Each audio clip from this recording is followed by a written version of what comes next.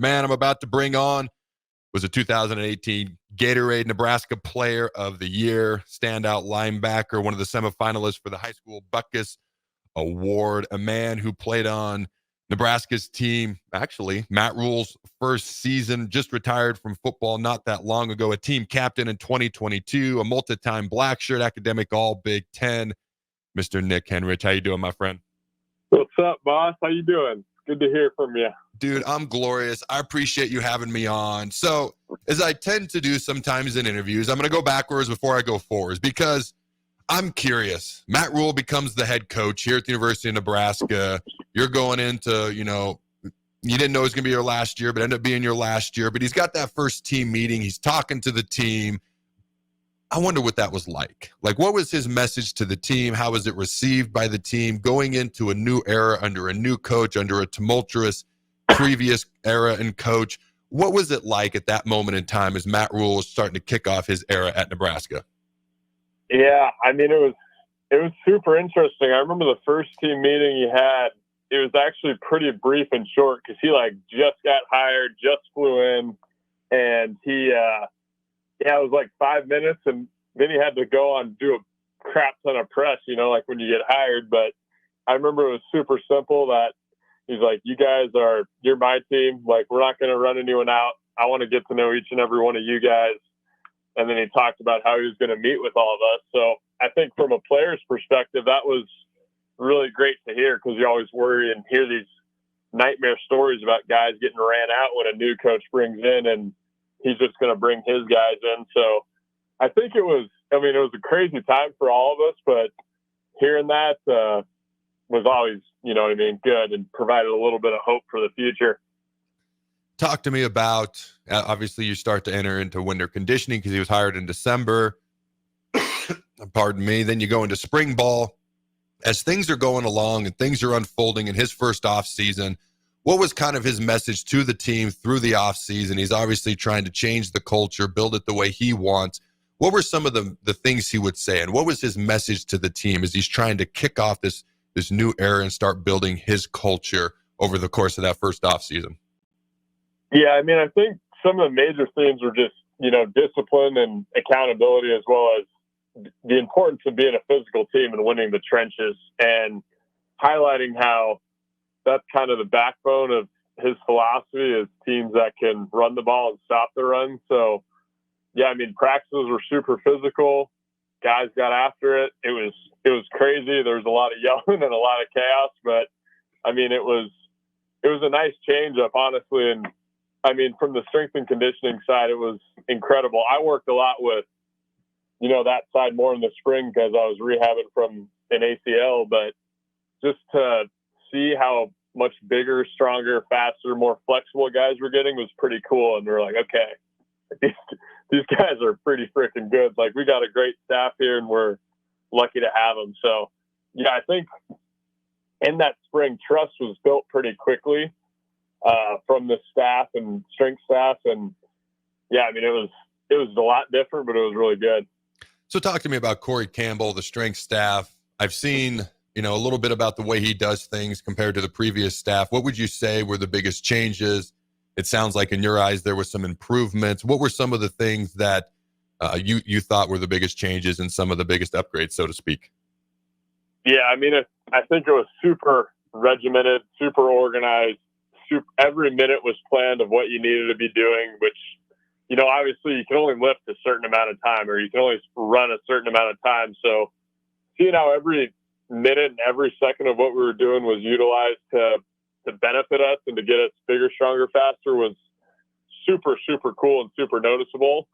And then just how everyone was on the same page and everyone was working towards the same goal. And there's always the accountability piece to where, if you mess up once in the warm up, you're getting screamed at and you're going back and you're doing it again. So I think doing it right, and the flexibility piece was huge as well. I mean, obviously you played for a ton of years. You know how important that is as far as longevity for your career. But I think guys' bodies started feeling better and we were able to train harder because of that flexibility and the recovery aspects that they added as well. it's crazy because obviously people are going to prioritize lifting and running and speed and agility and conditioning and squats and all this stuff. The longer I went on, the more I learned flexibility is huge. Flexibility of the hips is a ginormous thing. You listen to NFL scouts, they'll talk about like linebackers and DBs having the ability to flip their hips in coverage, or a defensive lineman having the ability to bend and get low and get around the corner, which is in large part dependent upon the hips and hip mobility. So I don't know if there's any young athlete out there who wants to get better and you're like, man, there's so many things to stretch. There's only so much time in a day. Get a great hip mobility program. It will make an immense, immediate difference. All right, man. So I'm looking at last year's schedule. Obviously, we know what happened, 5-7 and all that, but I'm just kind of curious. I got to ask about one game in particular, and I'm not trying to be negative or positive. I've never seen anything like this. The Michigan game doesn't go great, but he doesn't bring you guys in to watch film the next day. Or maybe you did watch film, but he brings you guys in and you practice and you scrimmage on a Sunday after you just played a full game. What was the vibe in the locker room like that? Because I can put myself in the situation like that and I can imagine it, but dude, what was it like when he's like, "No, we're going to scrimmage"? Did everyone just look around like, is this dude crazy or what? Yeah, I mean, you can ask me anything now that I'm retired. Shoot, I don't care anymore. I love it. No, it was, yeah, so the Michigan game was obviously horrible, and I don't think there was a soul on our team that felt like we did really good, or anyone in particular did good. So we come in Sunday like we normally do, and everyone's pissed off and coaches are pissed off, but it was a little more, I guess, quiet than normal, which made us all kind of nervous. So we go through our normal lift and go through our normal meetings and recovery and stuff. And we get to the team meeting and he shows it was like 5 or 6 clips, just, randomly, guys messing up, guys missing tackles, whatever, not doing their job, not knowing what to do. And he's like, "Y'all didn't want to play yesterday. We're going to play today." It was just like, everyone started looking around like, what is he talking about?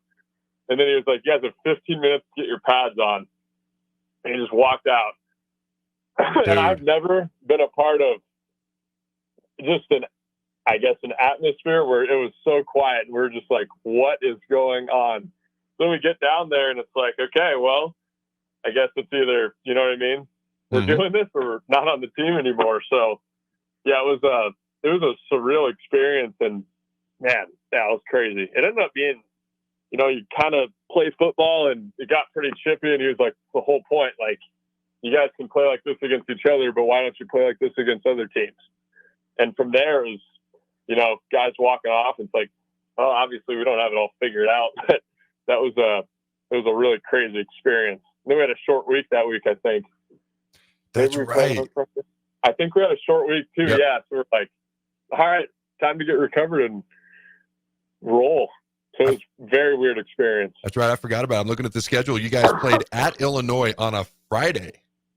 Obviously, it worked. You guys won 20-7. No, that's what we were all saying after. Rhule got up in the locker room and was like, "Don't ever make me do that again to you guys." But you see what I'm getting at, and we're all like, "Man, that was." So it went from kind of the lowest of lows in Michigan, your body's beat up, short week, to feeling that, as you felt so many times, that feeling in the locker room when you're winning, celebrating with your teammates, and you're like, okay, like, we see where this guy is coming from, and he just wants the best for us. So yeah, it was a really, really wild, 7 days there. So I kind of bring that up because the Indiana game, in a way, is kind of similar to the Michigan game. And then the Ohio State game, obviously we did not win, but there was a certain amount of, respect, I think, in a way that was earned, at least by the defense for sure. And we found a field goal kicker, a lot of positives, obviously didn't win the game. But to me, in a way, all right, it's kind of similar to Michigan, Illinois a year ago. Talk to me about, do you feel like the Ohio State game, albeit a loss, lots of positives you can take away from this particular loss, do you feel like it could potentially be a turning point in Matt Rhule's tenure here and maybe the season for the Huskers?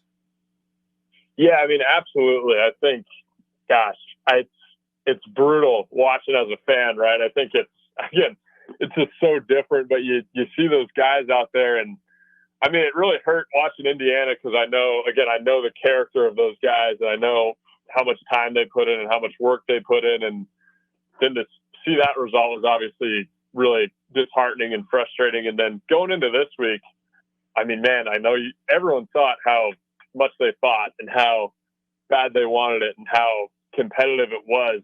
Again, there's no moral victories, but I mean, they took an Ohio State team to the ropes, and despite the refs, and I don't even want to get into that, whatever, but I already went on a rant. Don't worry. I know. But yeah, I mean, it was super encouraging, and I think the improvement's so clear and it's so there that it's flipping at any moment. And I know we've been saying that for a while, but I mean, I think everyone can also appreciate that. Okay, we have 5 wins, and we took an Ohio State team to the ropes, and we can continue to build off of this now. And I think this very well could be a turning point in the history of Nebraska football. Really, it's been this crazy bad run for so long. I think that was a game where people are going to look back and say, no, this team's legit. Like, these guys there's some good ball players on there, and this is a well-coached, really good team that no one's going to want to see on their schedule. All right, man, last question I got for you. So obviously a season ago, you guys, 4 games left, you just needed 1 score or 1 win. Obviously it didn't happen, but this year we're kind of in a similar situation. We've got 4 games left, just need 1 more win. Knowing what Rhule said to the team last year as the season was unfolding, what do you think his message is to the team now going into the final month of the season? Yeah, I mean, I think it's going to be similar to what his message has probably been. Obviously, I haven't been in the locker room all year, but he's such a process guy, and he's such a living in the present guy. And I think that's the only way to go about it is, hey, we can't worry about what game we have in 2 weeks or what we have in 2 days. You have to worry about what you're doing right now. And I'm sure that's really resonating with the guys, and certainly a big challenge after such a heartbreaking loss with Ohio State. But yeah, I think the message is, hey, that's done now. What are we going to do about it? You're going to show up to work. You're going to show up to this meeting, and you're going to be locked in. You're going to practice hard and continue to build off that. But you can't keep holding on to these past and these what ifs, that come up so often in life and in sport. So yeah, I think it'd be a message of just staying present and continuing to, own your process. All right, man, I appreciate you taking the time to join me. Good luck with your future endeavors and in your retirement as well.